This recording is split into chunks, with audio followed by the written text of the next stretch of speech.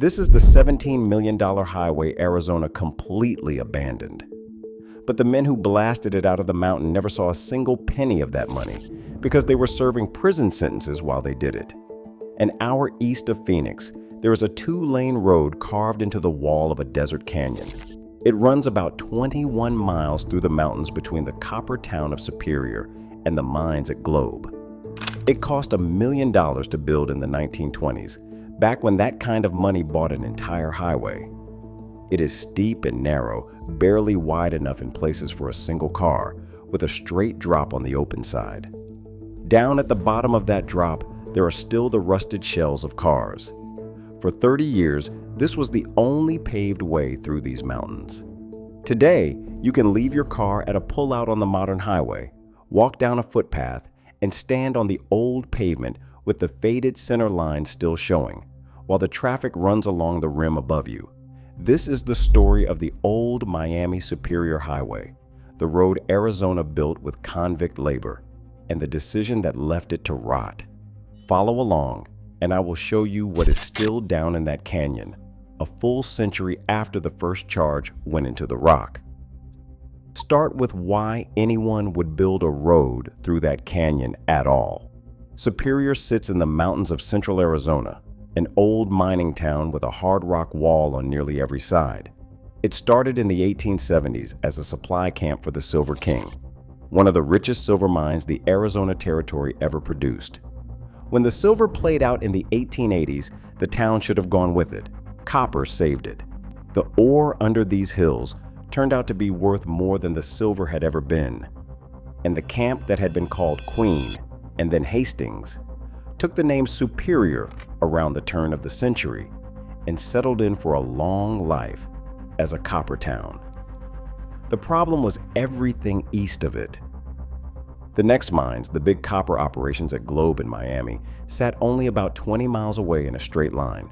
By road, there was no straight line.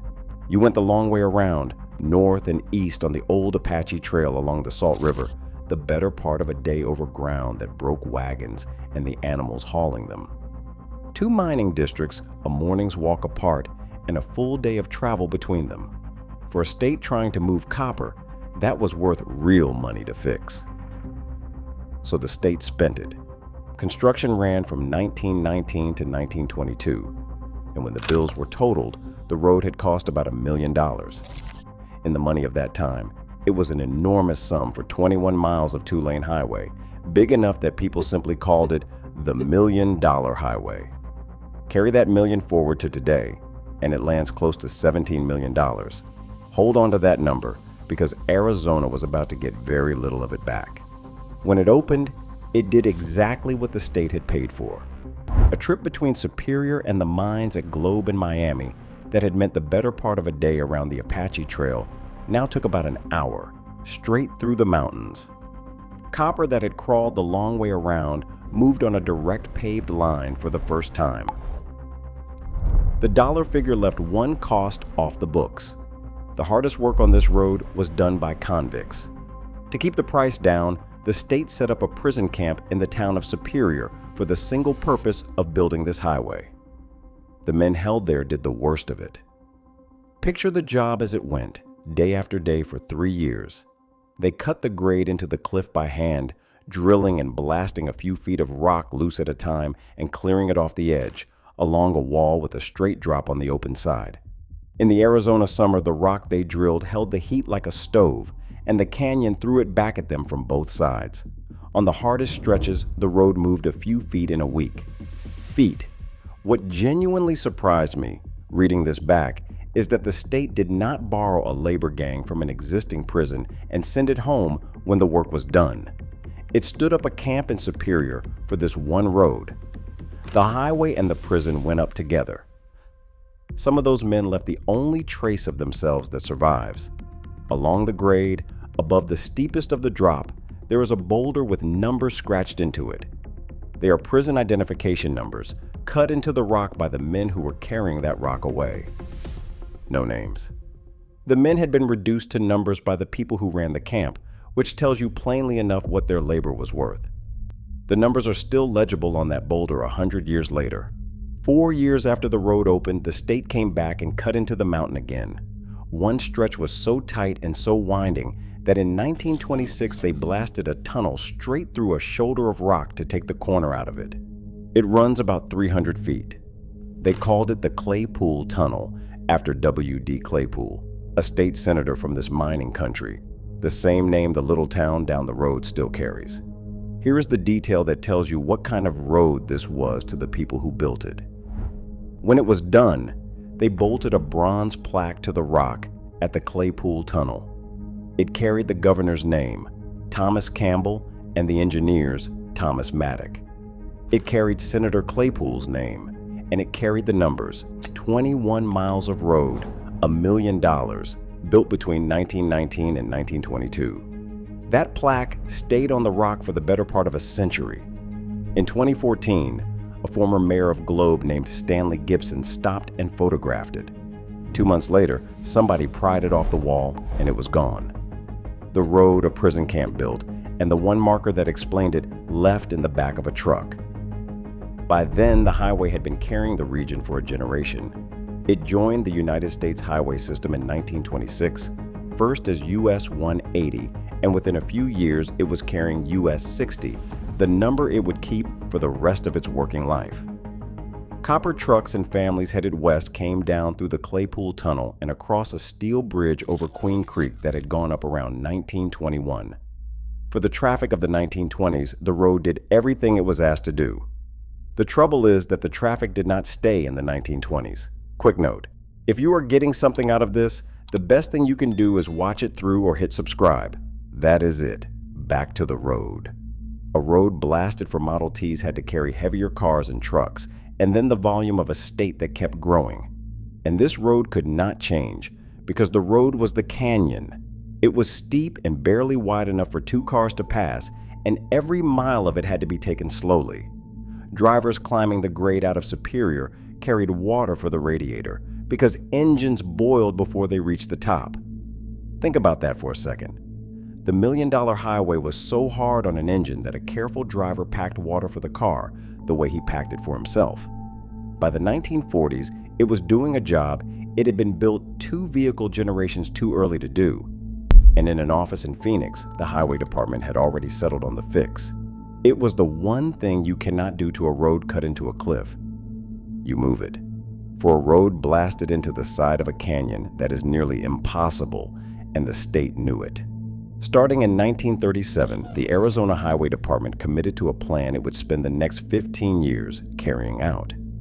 It would give up the canyon floor completely and build a new road higher up the mountain on a straighter line, wide enough and graded gently enough for modern traffic. The old road would not be repaired. It would be left where it lay. The centerpiece was a new tunnel. In July of 1950, crews began drilling a bore through the mountain well above the old Claypool Tunnel on the new line. Finished, it ran 1,217 feet, 4 times the length of the tunnel it replaced, lined and reinforced with concrete. The Fisher Contracting Company built it for about $550,000. That one tunnel cost more than half of what the entire original highway had cost 30 years before. They named it the Queen Creek Tunnel. Beside it went a new bridge over the creek, 577 feet of steel, carrying the new lanes across the canyon that the old road had to crawl down into and back out of. That was one line item. The full modernization of this stretch came to nearly $3 million, part of roughly $5 million the state poured into the Superior to Miami route over those years.